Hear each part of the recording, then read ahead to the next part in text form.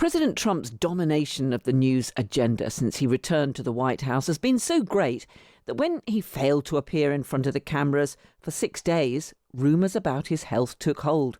Questions about a bruise on his hand were followed by conspiracy theories spreading online that he was dead.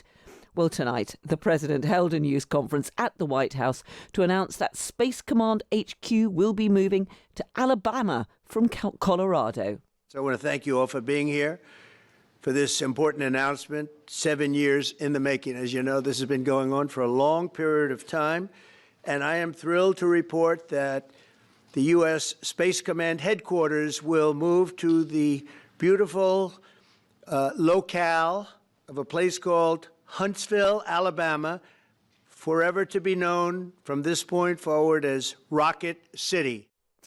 But most of the questions were about the president's health. Here's his response. Well, it's fake news. You know, it's so fake. That's why the media has so little credibility.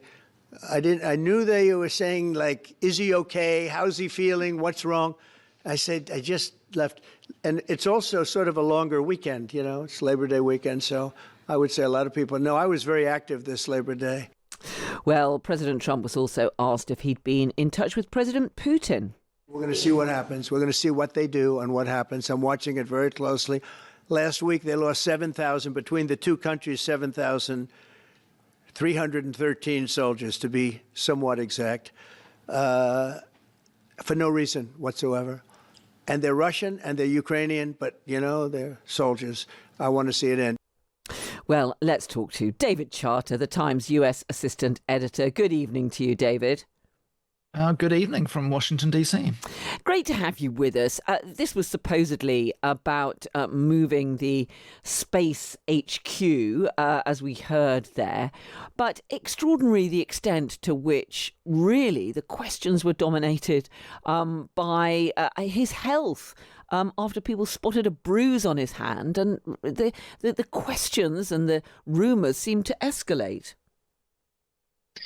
Yeah, well, unfortunately, this happened over the long holiday weekend when President Trump was seen, but only from afar, because he spent 3 days in a row golfing at his golf course in Virginia every day over what for America was their bank holiday weekend. It was Labor Day yesterday. And he hadn't given a formal press conference since the cabinet meeting exactly a week ago, the previous Tuesday, where then he went on for hours. It was like a 2-hour long, first of all, a monologue, and then round the table for all the members of the cabinet, and then questions. So it had been quite a long appearance.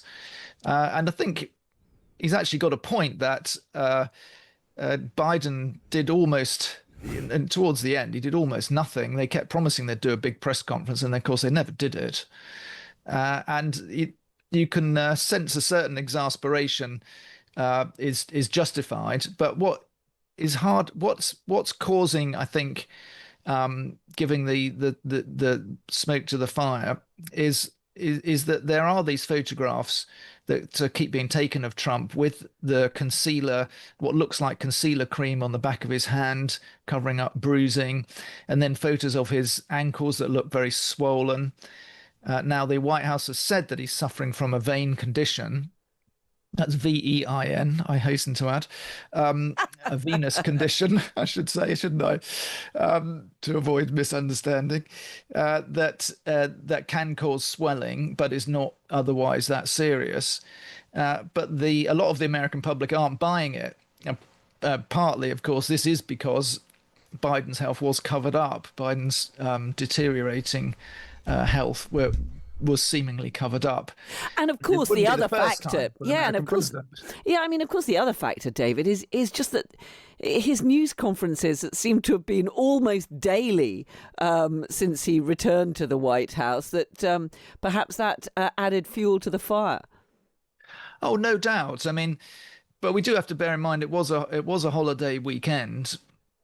It's true that Trump doesn't like to be far away from the national conversation, but he did keep posting on his Truth Social site, and despite the fact that there were some jokes to the contrary about the style of some of his posts. I think they were very much in the style of Trump, the way he usually posts. In fact, one of them said, "I've never felt better," because one of his super fans had posted that the media never said anything when Biden disappeared for multiple days, and then Trump disappears for 24 hours, and there's a freak out. Well, Trump reposted that and said, "I've never felt better." So he was well aware that he was causing a bit of controversy out there, but perhaps he was enjoying that as well because he likes being talked about. Yeah, and perhaps surprising, we've got this big summit of anti-Western leaders hosted by President Xi in China, President Putin there, of course, with India's Narendra Modi. We've got Kim Jong-un, who's taken the train from North Korea. There's going to be this huge military parade tomorrow, which is seen as something of an anti-US show of strength, perhaps surprising. Just briefly, if you could, David, there wasn't too much from President Trump on that. Yeah, well, also there wasn't the interest from the journalists in the room. I mean, it's only a small group of journalists that go in and get to ask the questions. I mean, bear in mind, this was an announcement about moving the Space Force headquarters from Colorado to Alabama, so it was on a different subject. And it's up to the press corps in the room, isn't it, to try and focus the conversation. And I do think that Trump is actually concerned that Modi has been seen in the company of these leaders. I don't think he's staying for the parade, by the way, but there was a very convivial trip that Modi made to Houston in the first term where he held hands with Trump as they did a walk around. Well, now Modi's being photographed holding hands with Putin. And that's actually a failure of diplomacy by the Trump administration to push India closer to Russia. David Charter, Times US assistant editor. Great to talk to you. Thank you so much. Thanks, Carol. Something completely different, but about a big viral social media trend over the weekend. How did you find out over the weekend that you were dead? You see that? No. People didn't see you for a couple days. 1.3 million user engagements as of Saturday morning about your demise. Really? You didn't see that? You know, I have heard, it's sort of crazy, but last week I did numerous news conferences, all successful. They went very well, like this is going very well. And then I didn't do any for 2 days, and they said, there must be something wrong with him. Biden wouldn't do them for months. You wouldn't see him. And nobody ever said there was ever anything wrong with him, and we know he wasn't in the greatest of shape. No, I heard that. I get reports. Now, you knew I did an interview that lasted for about an hour and a half with somebody, and everybody saw that was on one of your competitors. I did numerous shows and also did a number of truths, long truths, and I think pretty poignant truths. No, I was very active over the weekend. They also knew I went out to visit some people at the club that I own, pretty nearby on the Potomac River.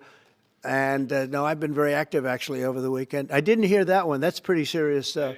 I'm glad it's Well, it's fake news. You know, it's just it's so fake. That's why the media has so little credibility. I knew they were saying, like, is he okay? How's he feeling? What's wrong? I said, I just left.